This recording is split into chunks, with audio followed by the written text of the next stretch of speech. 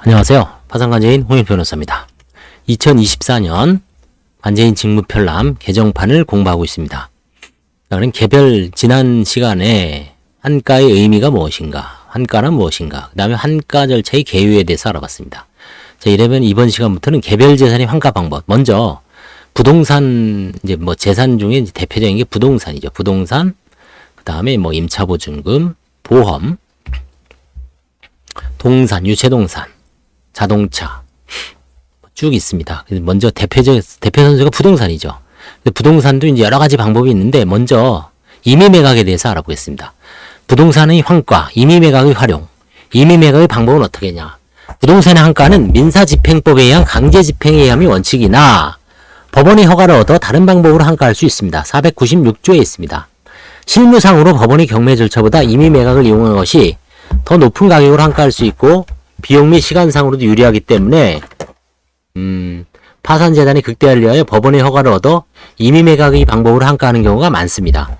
파산재단 중 가장 큰 비중을 차지하는 것이 부동산이므로 매각의 시기, 방법, 가격에 관하여 채권자들이 관심이 많아 공정하고 투명하게 매각 업무를 처리하는 것이 채권자의 납득을 얻는 데 중요합니다.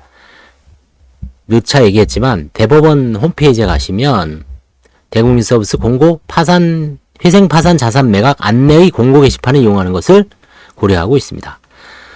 관제인이 필요한 경우 법원의 현장 보고서, 조사 보고서 또는 출장 보고서를 제출하고 채권자, 채무자 등 이해관계인의 의견을 청취하면서 최저한의 매각 조건을 제시한 다음 매수 희망자를 모집하고 매수 희망자가 나타나면 대금 지급의 능력, 기타 매각 조건의 충족 가능성을 심사하고 매수 희망자가 경합하는 경우에는 입찰에 붙여 최고가 매수 희망자와 법원의 허가를 조건으로 하는 매매 계약을 체결하고 있습니다.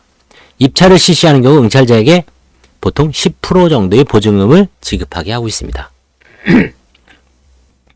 응찰 당일, 그러니까 실시하는 입찰 당일 10% 정도, 만약에 뭐 부동산이 3천이다 그러면 300만 원 정도 내게 하고 있습니다.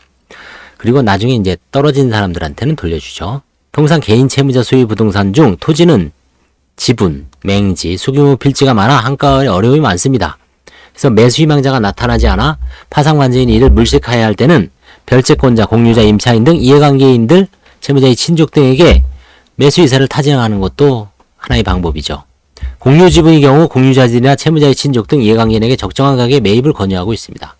이해관계인들 중 부동산의 매수를 희망하는 사람이 나타나지 않으면 인근 공인중개사의 도움을 받아 매수인을 확보해야 합니다.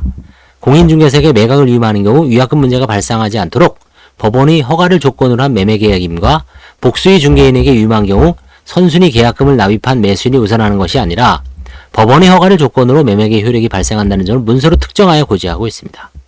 매수인이 없어 장기간 환가가 정체되고 강제집행 절차를 통한 매각 가능성도 희박하다면 파산관제인은 재단에서 포기하는 것을 고려하고 있습니다.